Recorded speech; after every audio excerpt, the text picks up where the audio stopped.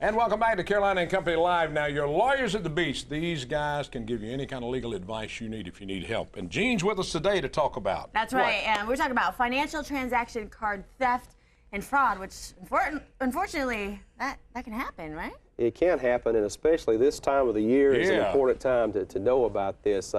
Financial transaction card theft and fraud deals with the unauthorized or illegal or fraudulent use of a financial transaction card, which is a credit card or a debit card, or the use of that account number or information to obtain goods and services or money.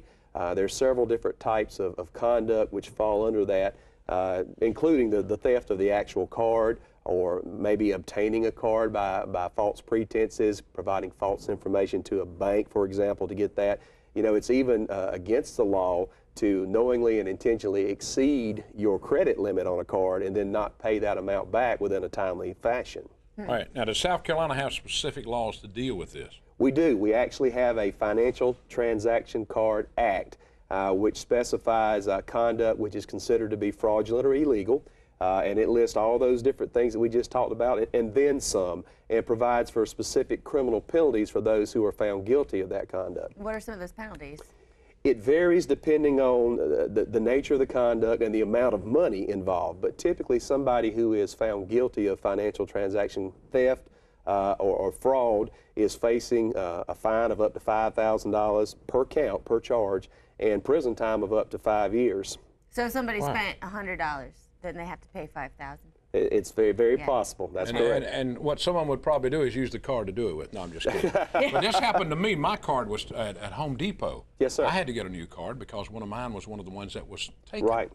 It's happened a lot. I think lately. I've had 3 new credit cards issued to me just in the past year because of the numbers getting out. And especially this time of the year when so many people are making so many purchases and they're pulling that plastic out. You just got to be very, very careful. Check it. Check it close. Now, what can I do to prevent this?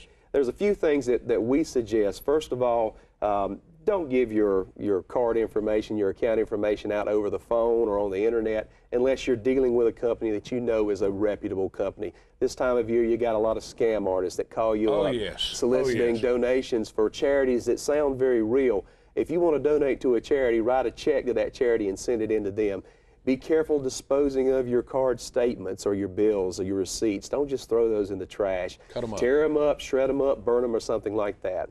Okay. All right, Gene. Thank you so much. Yes, sir. And I know that I have one specific one that I use, you know, for internet purchases, and then one for stores. And my wife has one that she uses a lot. As long as you have plastic, you've got money. I didn't mean to say that, honey. Check out Your Lawyers at the Beach. You can go to yourlawyersatthebeach.com. They can answer all your legal questions, and they're there if you need them.